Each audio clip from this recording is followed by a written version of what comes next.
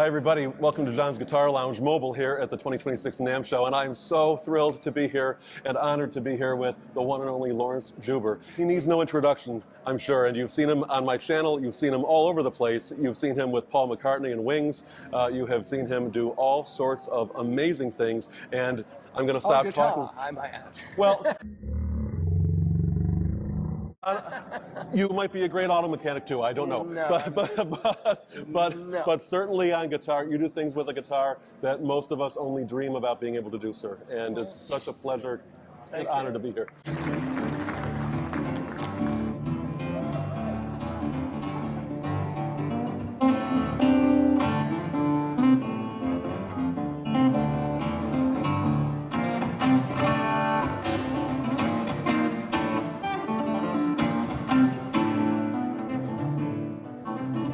What made you want to play the guitar in the first place?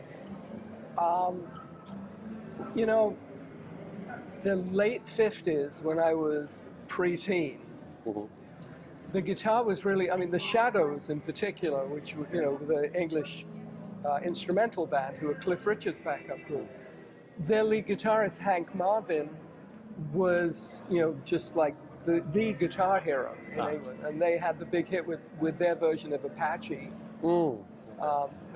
And I just loved that sound. And my dad wanted me to play the saxophone. Really? So I kind of begrudgingly agreed that I would learn clarinet in school, but made sure my name was at the bottom of the list, so they ran out before they ever got to me. And then the Beatles were on the Royal, you know, Variety Show in November of '63, and kind of overnight the guitar became kind of a legit instrument. And a week later, for my 11th birthday, I got the guitar of my dreams.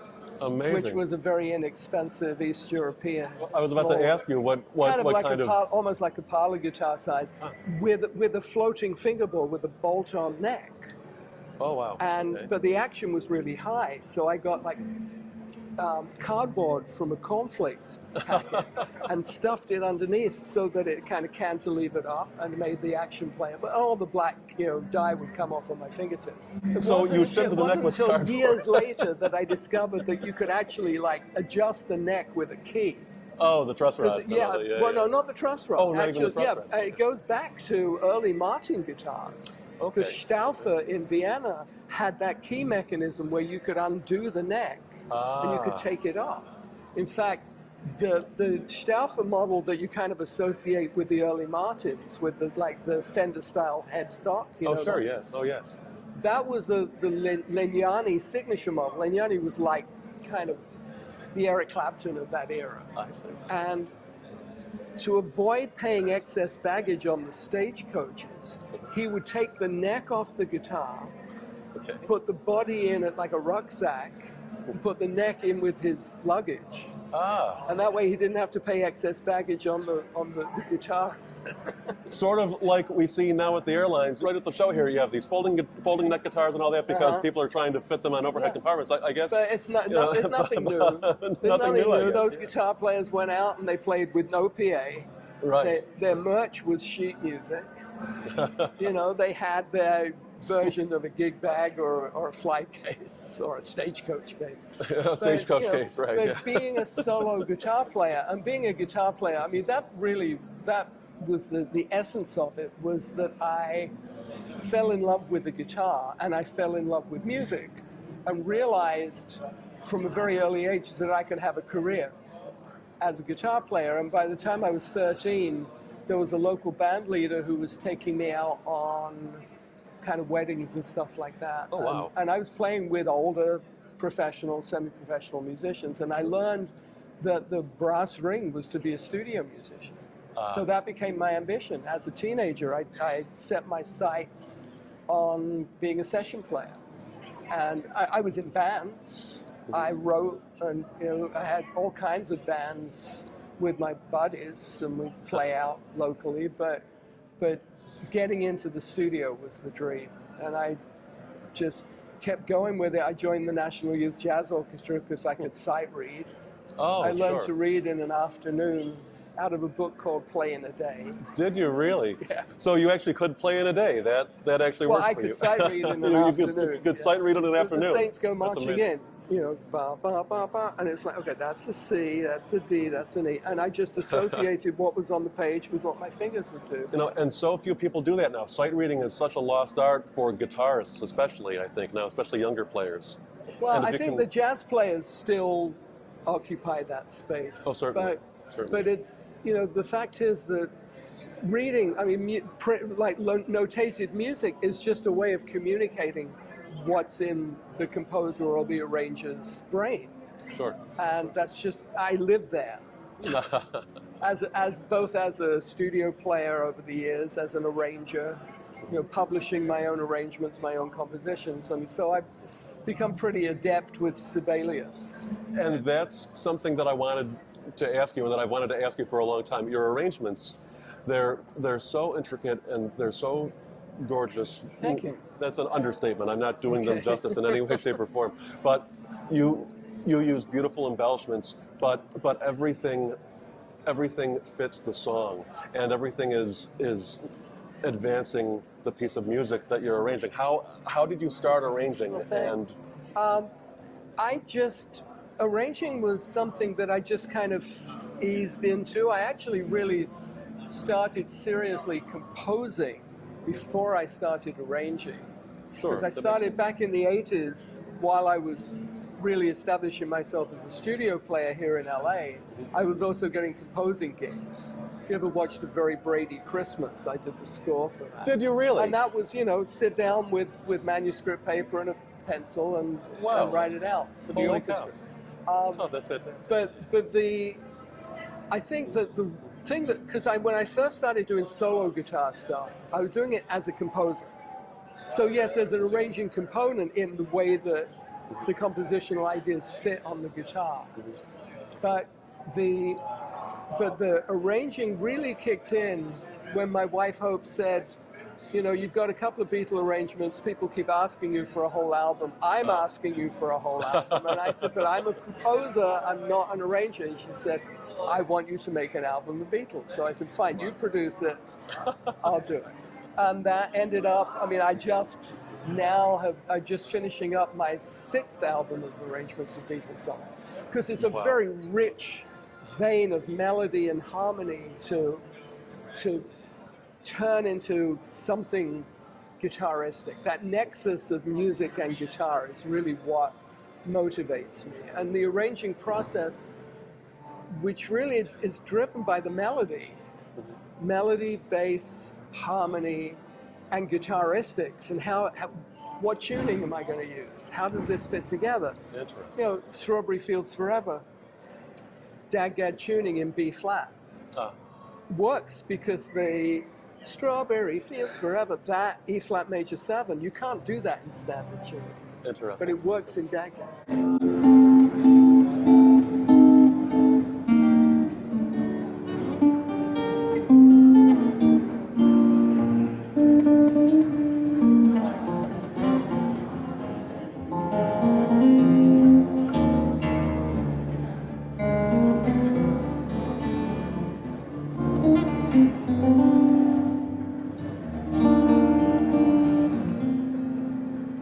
That low E flat. You don't even have the low E flat available. No, you don't. No. That was kind of an epiphany. It was when I kind of, oh yeah, that's how that works. And I just found that the Dagad is a very useful tool for that. I don't live there in the same way that Pierre Ben-Suzanne lives in Dagad, but I do use it a significant part of the time, along with also C, G, D, G, A, D, which is my low tuning. I mean, it's when I can kind of make the guitar kind of a semi-baritone without actually having to change guitars. Right.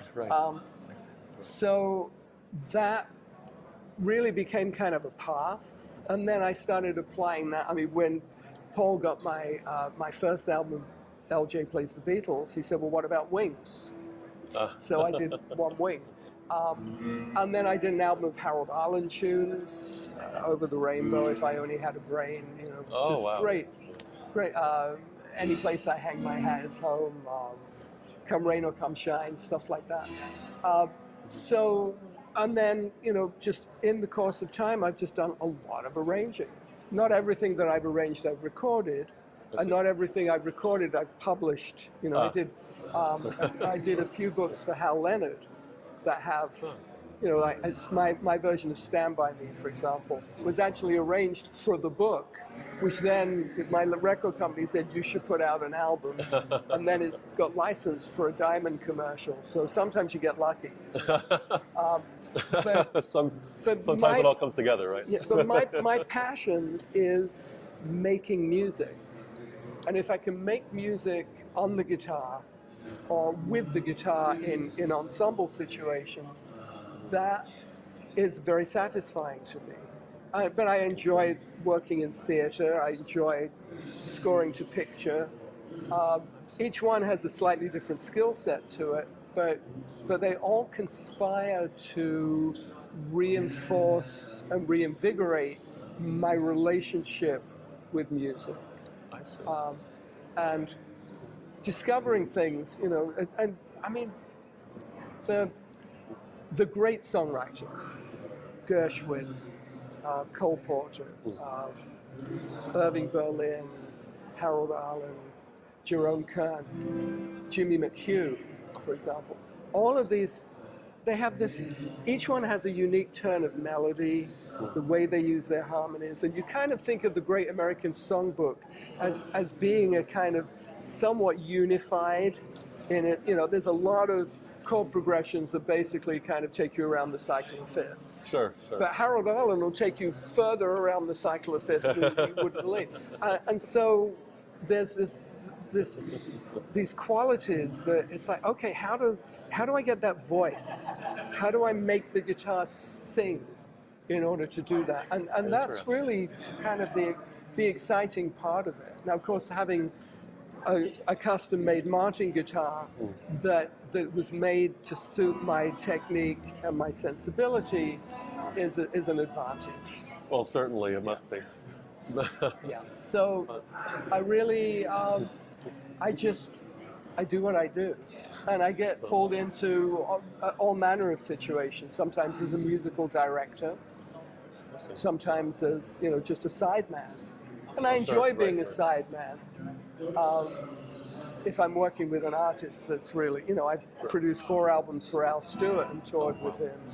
Played with Jesse Colin Young, for example, Paul Williams. Oh, Paul Williams. It's like I've had the pleasure and the delight of working with some of the great songwriters, not to mention Paul McCartney, George Harrison. Has working with some of these amazing songwriters and amazing musicians affected your approach to your own compositions over the years? Well, it certainly inspires. Okay.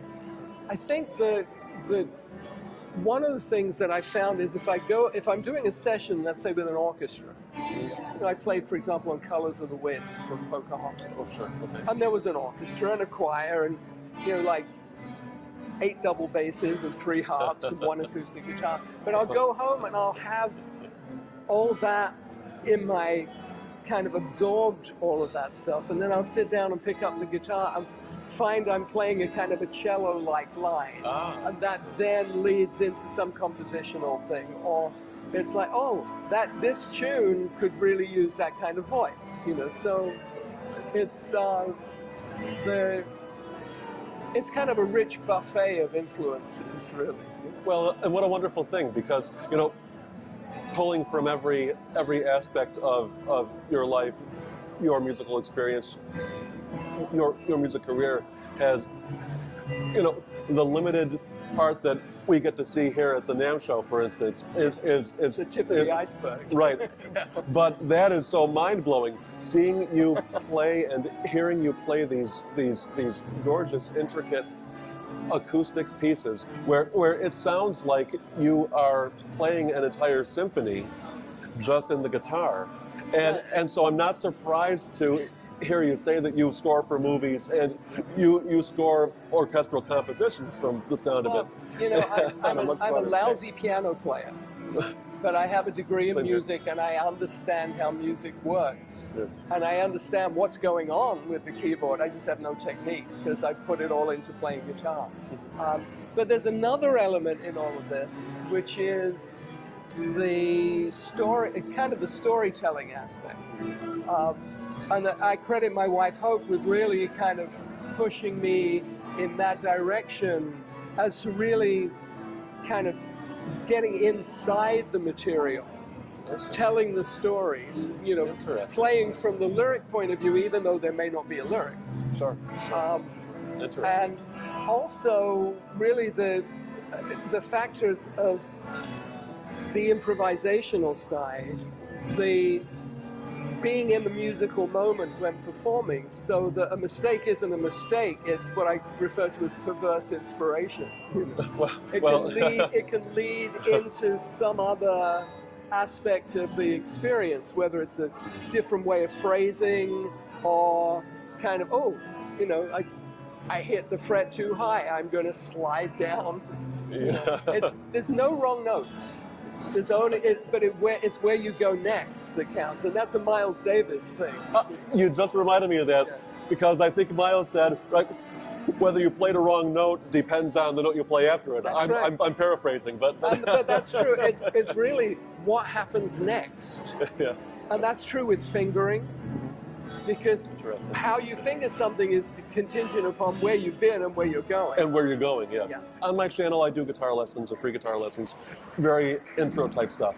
But I always show how to play each chord all over the neck and all the different positions. Different voicings, Yes, and the different voicings.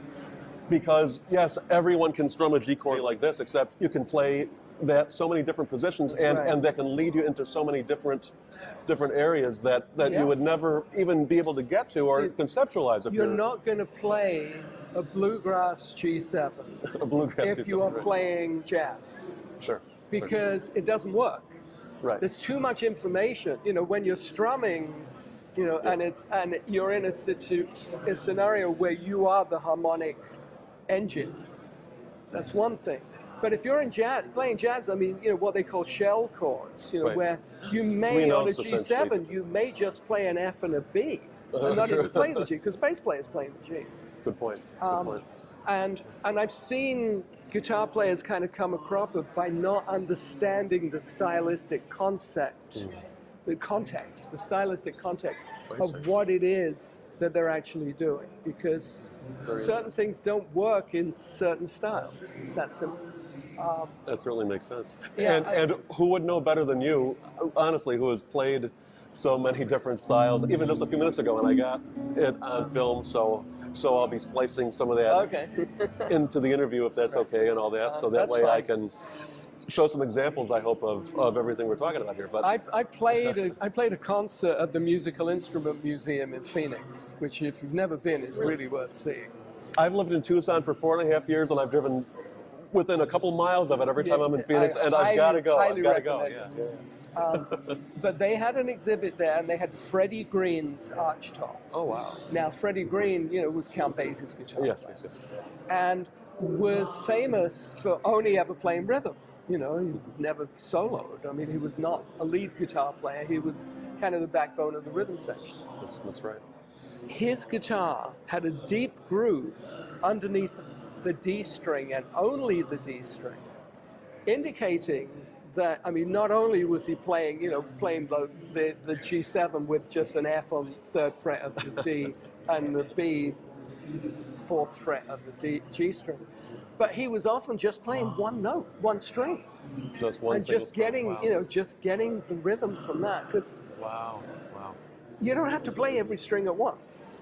And I think that's so the hard for essence people to understand too, I think, especially younger players, newer players. And that's how I approach the arranging side of it, by really kind of systematically looking at what do I need in order to accomplish this? Is that E bass note going to be the bottom E, or is it going to be an octave higher? Because I need to go down, let's say, to a D, and if I'm in standard tuning, I don't have the low D to walk down to. Or, you know, is it perhaps something where it's all voiced an octave higher? You know, the fingerboard has great range to it, and the sonority of the guitar really changes quite dramatically depending on where you're playing up and down the neck, and also where you're picking in relation to the bridge and the fingerboard. Oh, sure.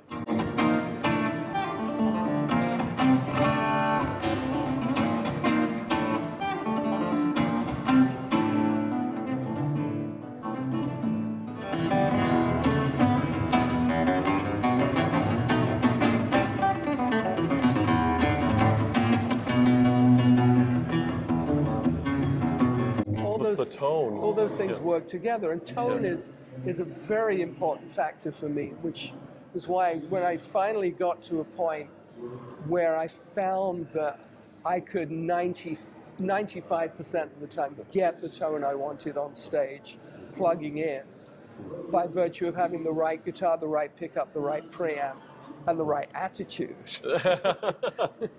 So much of it is an attack too. Well, that's what I mean. It's how you attack the instrument. And and the fact is, I play with a pretty wide dynamic range. So I wanted to talk dynamics with you. You play with a tremendous dynamic range. Yeah. And you use it so artfully and skillfully. It sounds like a cannon, and you've got that low D. And it's booming, and then you immediately pull back, and all the people in the chairs just lean in a little bit, because it's like you're drawing people in.